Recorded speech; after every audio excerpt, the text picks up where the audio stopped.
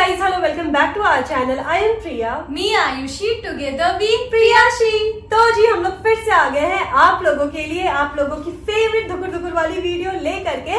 And आज की video तो मेरी बहुत ही ज्यादा पर्सनल फेवरेट है, क्योंकि आज की वीडियो की कहानी ओह माय गॉड काफी ज्यादा एक्साइटिंग होने वाली है। हमारे सब्सक्राइबर ने जब अपनी ये कहानी हमारे साथ शेयर की थी ना, तो मजा आ गया था पढ़ करके, और हमने ये सोचा कि छोड़ो हटाओ, सबसे पहले तो हम लोग यही स्टोरी आप लोगों के साथ शेयर करने वाले हैं। और इस स्टोरी की दूसरी यूएसपी पता है क्या है? अक्सर देखा जाता है रानी कि जो भी भूत पिशाच होते हैं वो लड़कियों पर ज्यादा हावी होते हैं, उन लोगों के ऊपर ज्यादा पकड़ते हैं। लेकिन आज की कहानी में भूत का शिकार कोई लड़की नहीं बल्कि एक लड़का है। एंड जब लड़के और भूत की कहानी साथ में आती है ना, तो मेरे को ना कुछ ज्यादा ही एक्साइटमेंट हो जाती है। आप लोगों के साथ ऐसा होता है कि नहीं होता है? कमेंट करके जरूर बताना। तो रानी आज की वीडियो के लिए एक्साइटेड हो? हम तो बहुत ज्यादा एक्साइटेड है। तो दीदी जल्दी से ना वीडियो स्टार्ट करते हैं। अरे रुको, आप लोग अभी तक अपनी सीट की पेटी नहीं बांधे? जल्दी से सीट की पेटी बांधो, रूम की लाइट्स ऑफ कर लो। देख रहे हो ना, हमने भी अपनी रूम की लाइट्स ऑफ कर ली है। और धुकुर धुकुर वाली आंटी तो आएंगे ही, इसलिए अपने हाथ से ना फोन को कस के पकड़ लो। और दीदी जल्दी से आज की कहानी स्टार्ट की जाए। तो जी आज की कहानी हमारे साथ हमारे ही एक सब्सक्राइबर ने शेयर की है, एंड ये उनकी ही आप बीती है। तो परंपरा के हिसाब से सबसे पहले हम लोग हमारे सब्सक्राइबर का नामकरण कर देते हैं। तो आज उनका नाम हम लोग क्या रखे? आई थिंक हमें शशांक नाम रखना चाहिए। तो चलो आज हम लोग उनका नाम शशांक रख देते हैं। तो शशांक बेसिकली हैदराबाद के रहने वाले थे, लेकिन जॉब के सिलसिले में उन्हें अपने परिवार से दूर चेन्नई में रहना पड़ रहा था। एंड ये पहली बार नहीं था कि काम के सिलसिले में शशांक अपने परिवार और अपने शहर से दूर रह रहे थे। चेन्नई से पहले भी उन्होंने 3-4 जगहों पर जॉब की हुई थी। खैर, जब से शशांक चेन्नई में थे ना, अप्रोक्सीमेटली 7 से 8 महीने तो आराम से हो ही गए थे। सब कुछ बहुत बढ़िया चल रहा था। चेन्नई शशांक को काफी ज्यादा पसंद भी आ रहा था।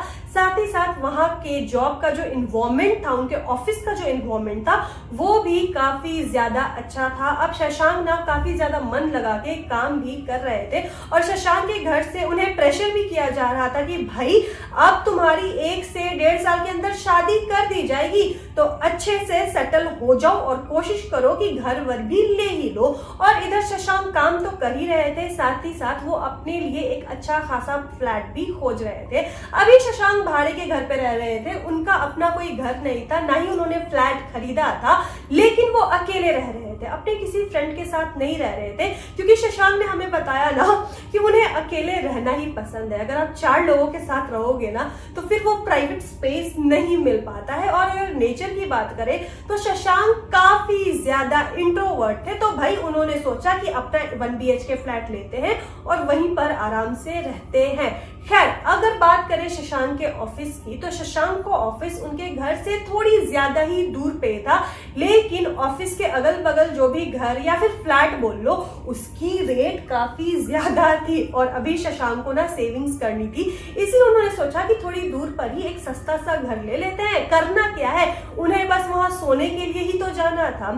शशांक को घर से ऑफिस जाने के लिए अप्रोक्सीमेटली 45 मिनट से लेकर के 1 घंटे के बीच का समय लग जाता था, डिपेंड्स ऑन ट्रैफिक। जिस दिन ट्रैफिक होती थी उस दिन 1 घंटे लग जाता था, जिस दिन ट्रैफिक कम होती थी उस दिन 45 मिनट के अंदर अंदर ही शशांक ऑफिस पहुंच जाते थे।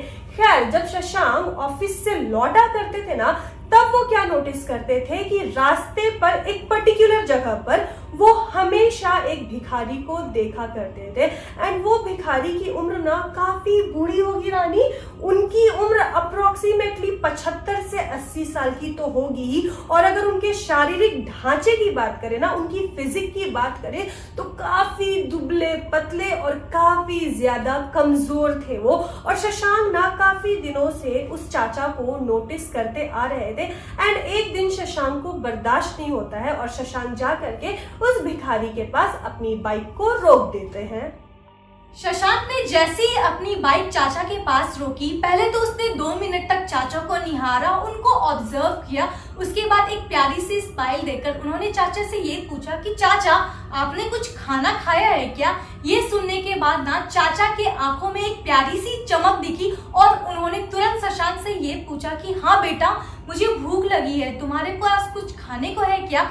और लकीली उस दिन शशांक के पास ना लंच बॉक्स में 2 रोटियां भी बची हुई थी। उसने तुरंत से अपने लंच बॉक्स से 2 रोटियां निकाली और चाचा को दे दी। और वही 2 रोटियां ना चाचा इतने प्यार से खाए कि मानो कितने दिनों से उन्हें खाना ना मिला हो। और जब तक चाचा रोटियां खा रहे थे, शशांक प्यार से उन्हें बस देखे जा रहा था। और जैसी चाचा ने रोटियां खाई, उन्होंने शशांक को इतनी प्यार से देखा कि मानो मन से वो शशांक को कितनी दुआएं दे रहे हो। इसके बाद शशांक अपने बाइक पे बैठ जाता है और घर के लिए निकल जाता है। लेकिन पूरे रास्ते भर ना अब शशांक के मन में बहुत सारी बातें चल रही थी। पूरे रास्ते शशांक की नजरों के सामने उसी बूढ़े चाचा का चेहरा घूम रहा था और शशांक ये सोच रहा था कि यार लाइफ कितनी ज्यादा टफ है, हम लोग कितने ज्यादा फॉर्चुनेट है, फिर भी लाइफ से कितनी शिकायतें हैं हमें। एंड चाचा को देखो, इनके जैसे और भी लोग होंगे जो कि बूढ़े होंगे, इस उम्र में उन्हें आराम की जरूरत होगी, लेकिन देखो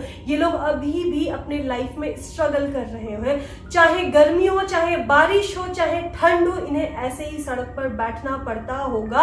दिन भर में 3 वक्त का खाना मिलेगा या नहीं मिलेगा इसकी भी गारंटी नहीं है। हम लोगों को थोड़ी सी चोट लग जाती है तो हम लोग डॉक्टर के पास भाग जाते हैं।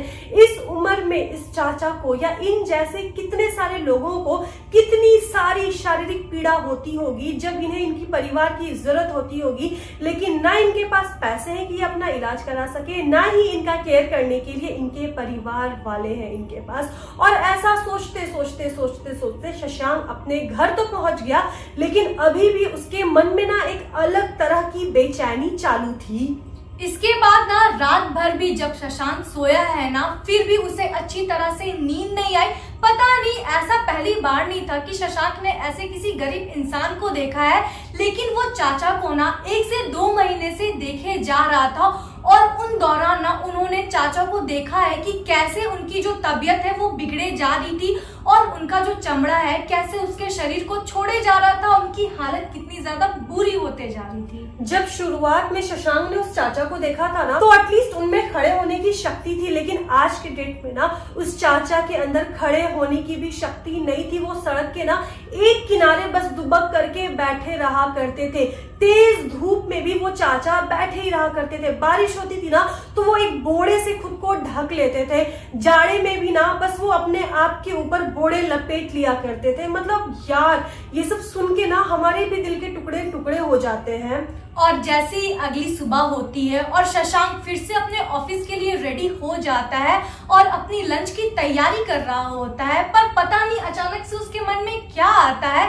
उसने क्या करा, 2-3 एक्स्ट्रा रोटियां रख ली और उसके मन में कहीं ना कहीं ये उम्मीद थी कि आज भी मुझे चाचा मिलेंगे और मैं इन रोटियों को चाचा को दूंगा। वो ऑफिस चल जाता है, ऑफिस से छुट्टी भी हो जाती है और जैसे ही वो ऑफिस से बाहर निकलता है बस उसकी नजरें चाचा को ही ढूंढ रही थी और वो दूर से देख लिया था कि चाचा भी शशांक की राह देख रहे हैं। वो तुरंत से चाचा के पास चल जाता है और वहां पर बोलता है कि चाचा आज भी मैंने आपके लिए रोटियां लाई है। ये सुनने के बाद चाचा के फेस पे भी प्यारी सी स्माइल आ जाती है और उनके मन में ये कहीं ना कहीं उम्मीद थी कि शशांक भी जरूर आएगा और उन्हें रोटियां देगा। और जैसे ही चाचा रोटियां खाते हैं वो फिर से शशांक को ना आशीर्वाद देते हैं उसके सर पे हाथ फेर के, और ये चीज के बाद शशांक बहुत ज्यादा खुश हो जाता है और उसने इसके बाद कहीं ना कहीं अपने मन में ये ठान ली थी कि जब भी मैं अपने लिए लंच बनाऊंगा हमेशा चाचा के लिए भी एक्स्ट्रा 2-3 रोटियां रख लूंगा और अगर मेरे कुछ रोटियां खिलाने से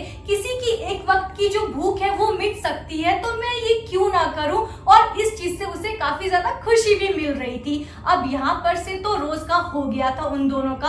अब रोज शशांक ऑफिस के बाद आता था और चाचा को रोटियां खिलाता था और चाचा और शशांक अब एक दूसरे के अच्छे दोस्त भी बन गए थे।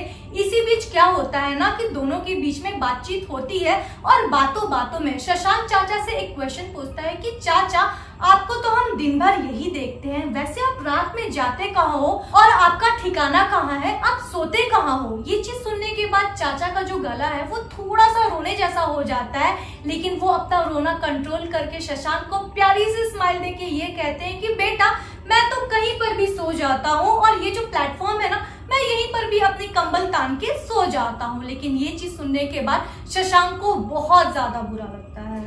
अब शशांक वहां से निकल तो जाता है, लेकिन फिर ये चीज ना उसको रास्ते भर बॉदर करती है। घर पहुंचने के बाद भी ना शशांक बहुत ज्यादा परेशान था। वो सोच रहा था कि हम लोगों की लाइफ लिटरली कितनी ज्यादा अच्छी है, एंड उस रात उसने डिसाइड किया उससे जितना बन पड़ेगा ना उस तरीके से वो चाचा की हेल्प करेगा। ऑब्वियसली वो चाचा को अपने घर तो ला नहीं सकता था, लेकिन अगले दिन क्या किया शशांक ने, वो मार्केट जाते हैं एंड मार्केट जाकर के चाचा की बेसिक जरूरतों का सामान खरीदते हैं एंड खरीदने के बाद सारी चीजों को उठा करके चाचा के पास पहुंच जाते हैं। और देखो शशांक ने क्या क्या खरीदा था। शशांक ने खरीदे थे जूते, क्योंकि ठंड का मौसम आ रहा था और चाचा के पैरों में कोई भी चप्पल नहीं थे, चाचा को ठंड लगती तो वो चाचा को जूते पहनाता है। उसके अलावा उसने चाचा के लिए 2-4 स्वेटर भी ले ली थी, मफलर ले लिया था, टोपी ले लिया था, ग्लव्स ले लिया था, शॉल ले लिया था, साथ ही साथ एक कंबल भी ले लिया था कि अगर चाचा सोना चाहे ना तो वो कंबल बिछा करके सोए।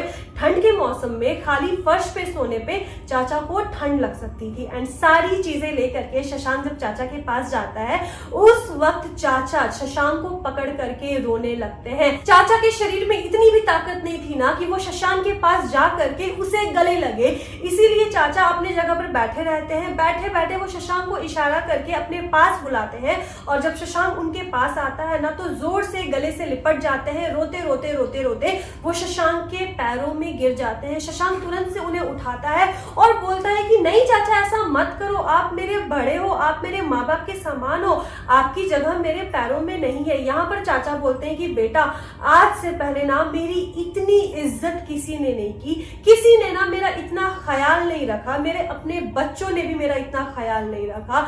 मेरी बीवी जब तक थी वो मेरी छोटी छोटी जरूरतों को पूरा करती थी, मेरे सोने का, मेरे खाने का, हम दोनों भीख मांगा करते थे, लेकिन जो भी भीख में थोड़ा बहुत खाना हमें मिलता था ना, उस खाने को पहले मुझे खिलाया करती थी और फिर खुद खाया करती थी। आज मेरी बीवी को मरे हुए 2 साल से ज्यादा हो चुके हैं। इन 2 सालों में मैं एक अनाथ की तरह था, लेकिन आज तुमने मुझे ना एक परिवार की खुशी फील करवाई है और इसके लिए मेरा आशीर्वाद हमेशा तुम्हारे साथ रहेगा। और चाचा की आंखों से आंसू रुकने का नाम ही नहीं ले रहे थे। शशांक मन ही मन काफी ज्यादा सेटिस्फाइड था। उसे पता था कि चाचा की आंखों में भले ही आंसू है, पर ये आंसू दुख के नहीं बल्कि खुशी के आंसू है। शशांक ने अपने भी काफी सारे कपड़े, शर्ट या टी शर्ट कह लो, जो कि वो नहीं पहना करता था, उसने चाचा को दे दिए थे। एंड चाचा भी काफी ज्यादा खुश थे और कहीं ना कहीं शशांक भी काफी ज्यादा खुश था। लेकिन एक दिन अचानक से क्या होता है ना कि शशांक ऑफिस जा रहा होता है। ऑफिस जाते वक्त उसने एक्स्ट्रा रोटी ले ली थी और जहां पर उसे चाचा हमेशा मिलते थे ना, उस जगह पे जब वो पहुंचता है तो वो क्या देखता है, आज तो चाचा है ही नहीं और चाचा की कोई भी बिलोंगिंग्स उस जगह पर नहीं थी। शशांक को थोड़ी टेंशन होती है। शशांक आजू बाजू जाकर के खोजता है, लेकिन शशांक को चाचा कहीं भी नहीं दिखते हैं। शशांक थोड़ी टेंशन में आ जाता है, लेकिन आखिर बेचारा वो कर भी क्या सकता था। अब दूसरा दिन होता है। शशांक चाचा का वेट करता है, लेकिन चाचा उसे कहीं पर भी दिखाई नहीं देते। तीसरा दिन होता है। शशांक फिर से चाचा को ढूंढने की कोशिश करता है, लेकिन चाचा के बारे में उसे कोई भी जानकारी नहीं मिलती। इतना ही नहीं, 1 हफ्ते बीत जाते हैं, लेकिन फिर भी चाचा उसे कहीं पर भी दिखाई नहीं देते। वो आसपास के दुकानों से पता करने की भी कोशिश करता है, लेकिन यार कोई भी भिखारी के ऊपर कोई कितना ही ध्यान देगा। किसी को भी उस भिखारी चाचा के बारे में कोई भी जानकारी नहीं थी। लेकिन इन सारी चीजों के कारण अब शशांक परेशान होने लगा था। अब तो ऐसा हो गया था ना कि ऑफिस के कामों में भी शशांक का मन नहीं लगता था। जैसी ही छुट्टी होती थी वो तुरंत से उसी स्थान पर जाके खड़ा हो जाता था जहां हमेशा वो चाचा से मिला करता था। लेकिन बेचारा हमेशा निराश होके वो घर जाता था। अब चीजें यहीं पर खत्म नहीं होती। अब क्या होने लगा ना कि रात में अचानक से शशांक को चाचा के सपने आने लगे थे और सपने में चाचा हमेशा रोया करते थे और शशांक से ना खाना मांगा करते थे कि बेटा मुझे कुछ खाने को दे दो, मैं बहुत दिनों से भूखा हूँ, तुम मुझसे मिलने भी नहीं आ रहे, मैं बहुत ज्यादा कष्ट और पीड़ा में हूँ, तुम्हें पता नहीं चल रहा। और ये चीजें ना एक बार नहीं होती थी, अब हर रात क्या होने लगा कि चाचा के सपने शशांक को आने लगे थे, जिसके कारण शशांक की पूरी रात बेचैनी में निकलने लगी थी। अब तो शशांक को सारी चीजें इतने ज्यादा परेशान करने लगी थी कि रास्ते में वो जब भी जाता ना, उसे ऐसा महसूस होता कि चाचा रास्ते में कहीं खड़े हैं। यहाँ पे शशांक को 24 घंटे ऐसा फील हो रहा था कि चाचा उसके अगल बगल ही है और उससे बात करने की कोशिश कर रहे हैं, पर किसी रीजन से शायद वो चाचा से कांटेक्ट नहीं कर पा रहा है। जब भी वो ऑफिस जाता था या ऑफिस से लौटता था ना, चाचा जिस जगह पर बैठा करते थे ना, उस पर्टिकुलर जगह पे वो चाचा को देखता था, लेकिन जब भी अपनी गाड़ी रोकता था ना, चाचा वहां पर रहते ही नहीं थे। और जब अपनी गाड़ी लेकर के वो आगे बढ़ता था तो उसे क्या आवाज आती थी कि बेटा रुको, मैं तो यही हूँ, मुझे छोड़ करके मत जाओ। और शशांक जब पीछे पलट करके देखता था तो पीछे कोई नहीं रहता था। अब शशांक को ऐसा लग रहा था ना कि पता नहीं ये क्या हो रहा है, और ये सिलसिला अगर चलता रहेगा कुछ और दिनों तक तो शायद मैं पागल हो जाऊंगा। और इसी के बाद शशांक ने सारी बातें अपने दोस्तों के साथ शेयर करने की सोची, और जैसे ही शशांक ने सारी बातें अपने दोस्तों को बताई ना, सारे लोगों ने उसका मजाक बनाकर ये कहा कि अरे यार, किसी खूबसूरत लड़की के अगर तुम्हें सपने आते ना तो हमें सुनने में मजा भी आता, क्या किसी भिखारी के सपने को लेकर तुम इतना ज्यादा टेंशन ले रहे हो, छोड़ो ना, कुछ टाइम बाद तुम भी ठीक हो जाओगे। लेकिन शशांक को काफी ज्यादा इस बात पे बुरा लगा था। उसने सोचा कि कुछ दिनों के बाद ना सारी चीजें नॉर्मल हो जाएंगी, चलो अब इन सारी चीजों को हम इग्नोर करते हैं। लेकिन ऐसा बिल्कुल भी नहीं हुआ। अब चाचा के जितने भी सपने थे वो शशांक को हॉन्ट करने लगे थे। फिर शशांक के दिमाग में ना एक चीज आई कि कहीं ना कहीं चाचा कष्ट में तो नहीं है, जिसके कारण वो मुझे काफी ज्यादा याद कर रहे हैं, कि कहीं ना कहीं उनको मेरी मदद चाहिए होगी और वो मुझे पुकार रहे होंगे, इसीलिए मुझे उनके सपने आ रहे हैं। शशांक के दिमाग के एक कोने ने तो ये कह दिया था कि चाचा तुझसे अटैच नहीं थे, इसीलिए वो बिना बताए चले गए। लेकिन शशांक का दिल कह रहा था कि चाचा भी उससे उतनी ही मोहब्बत करते थे, उतने ही ज्यादा अटैच थे जितना कि शशांक था, और चाचा ऐसे बिना बताए मुझे छोड़ करके नहीं जा सकते, तो जरूर वो किसी परेशानी में है। अपने दिल के कहने पर शशांक क्या करता है, वापस से उसी एरिया में जाता है जहां चाचा बैठा करते थे, और जा करके ना वो अब हर लोगों से पूछने लगता है कि यहाँ पर जो बूढ़े भिखारी बैठा करते थे, क्या आपने देखा है कि वो कहाँ गए हैं? अगर आपको कुछ भी उनके बारे में पता चले तो इस नंबर पे मुझे कांटेक्ट करना। लेकिन कुछ भी आंसर शशांक को नहीं मिल रहा था। एक दिन ऐसे ही खोज पड़ताल करते करते शशांक को उसी जगह पर एक छोटा बच्चा मिलता है, जो कि शायद वो भी भिखारी ही था। एंड शशांक उस छोटे बच्चे के पास जाता है और उस बच्चे से पूछता है कि बेटा, इस जगह पर तुमसे पहले एक बूढ़े बाबा रहा करते थे, क्या तुम्हें उनके बारे में पता है? तब यहाँ पर उस बच्चे ने जो कहा ना, उसको सुनने के बाद शशांक के होश ही उड़ गए। उस बच्चे ने शशांक से ये कहा कि भैया वो चाचा तो कब का मर गए हैं, 10-15 दिन हो गए हैं, आपको पता नहीं। ये सुनने के बाद शशांक के पैरों तले जमीन खिसक गई। उसे ना एक बड़ा सदमा लग चुका था और वो बहुत ज्यादा दुखी हो गया था। लेकिन उसे अब ये समझ में नहीं आ रहा था कि आखिर अब वो करे क्या। वो कहीं ना कहीं गिल्ट में भी जा रहा था कि मे बी चाचा तकलीफ में होंगे और उस टाइम पर हम उनके साथ नहीं होंगे, उनको मेरी जरूरत होगी, और जिसके कारण ना वो मर गए। ये सारी चीजें ना अब शशांक को खाए जा रही थी। वो बहुत कुछ सोचे जा रहा था अपने मन में, जिसके कारण अब उसकी तबीयत भी बिगड़ने लगी थी और अचानक से उसे बुखार आ गया था। अब उसे ये समझ में नहीं आ रहा था कि मैं इन सारी चीजों को ज्यादा सोच रहा हूँ इसलिए मुझे बुखार आ गया है, या फिर चाचा के मरने का गम मुझे ज्यादा है। यहाँ पर शशांक ने ये बोला कि लाइफ में ऐसी चीजें तो चलते रहती है, जिसका इस दुनिया में जन्म हुआ है उसे कभी ना कभी तो इस दुनिया से जाना ही है, but the show must go on. मैं अपने काम से, अपनी जिम्मेदारियों से ऐसे पीछे नहीं हट सकता, मुझे अपनी लाइफ में आगे बढ़ना होगा। बाय द वे, मुझसे जितना हो सका मैंने उतना तो चाचा के लिए किया ही, और ऐसा सोच करके शशांक अपनी जिंदगी में आगे बढ़ने की कोशिश करता है। लेकिन सुनो आगे क्या होता है। शशांक को चाचा के सपने या चाचा की परछाई या फिर उनकी रूह जो हॉन्ट कर रही थी ना, उसका सिलसिला बंद ही नहीं होता है। अब 1 से 1.5 महीने हो गए, 2 महीने हो गए, शशांक को डेली रात में कंटिन्यूअसली चाचा के सपने आते थे और चाचा सपने में शशांक को पुकारा करते थे। और जब शशांक की नींद टूटती थी ना, तो उसके आजू बाजू कोई भी नहीं होता था और उसके बाद तो शशांक को नींद आती भी नहीं थी दोबारा। घर में लगता था कि चाचा उसके आजू बाजू बैठे हुए हैं, बालकनी में बैठे हुए हैं। रास्ते में जब शशांक गाड़ी चलाता था तो अचानक से उसे चाचा दिख जाते थे और ऐसे में तो कितनी बार शशांक गाड़ी से गिरते गिरते भी बचा है। अब शशांक का उस जगह पे रहना काफी ज्यादा मुश्किल हो रहा था। शशांक सोचता है कि फॉर अ चेंज उसे कुछ दिन की छुट्टी ले लेनी चाहिए और वो छुट्टी लेकर के अपने घर हैदराबाद चला जाता है अपने फैमिली के साथ। लेकिन जैसे ही शशांक अपने घर जाता है, चीजें और ज्यादा बिगड़ने लगती है। अब ना रात में उसका सोना तक मुश्किल हो गया था। शशांक ने अब ये सोचा कि मे बी सारी चीजें अब धीरे धीरे सुधर जाएंगी। और जैसी उसने पहली रात अपने घर में बिताई और जैसे ही वो सोया, उसे फिर से चाचा का सपना आता है। और इस बार उसने चाचा को तो गुस्से वाले रूप में देखा था, जिनमें उनकी आंखें बड़ी बड़ी थी और गुस्से में शशांक को वो बस यही कह रहे थे कि बेटा तू तो मुझे छोड़कर अपने घर आ गया, तुम्हें शर्म नहीं आई? मैं वहां कष्ट में हूँ और तू अपने घर में मजे कर रहा है। ये चीज देखने के बाद शशांक की नींद तुरंत से खुल जाती है।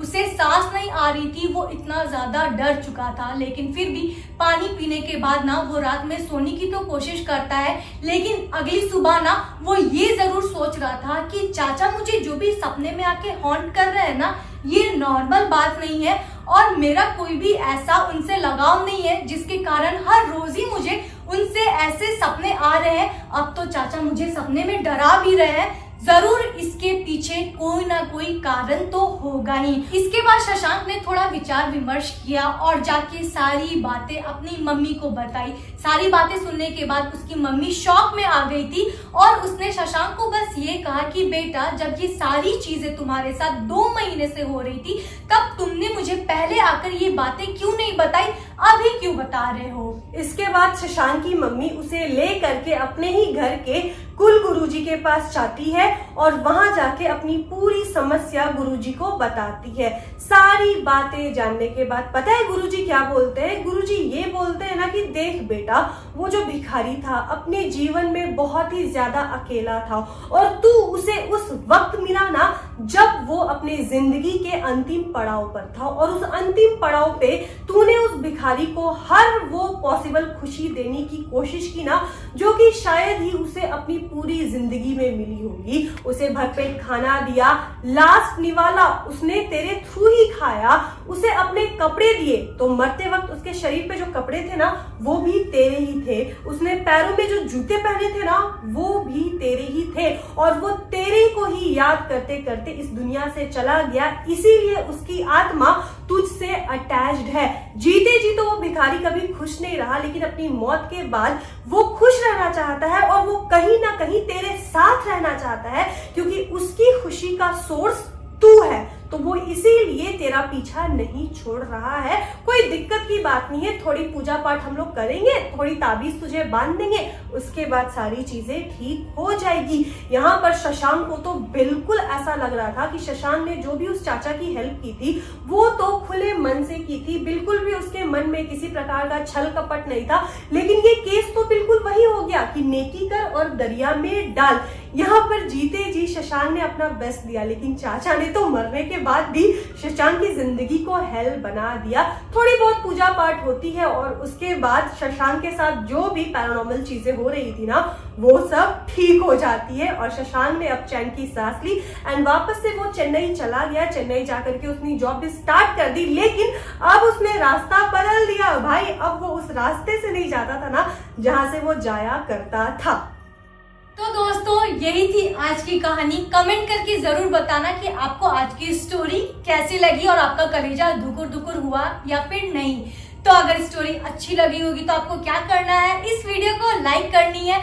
और अगर आप लोग हमारे चैनल पे नए हो और हमारे ये प्यारा प्यारा फेस पहली बार देख रहे हो तो हमारे चैनल को बिना सब्सक्राइब किए मत जाना यार। मिलते हैं नेक्स्ट वीडियो के साथ, तब तक के लिए बाय।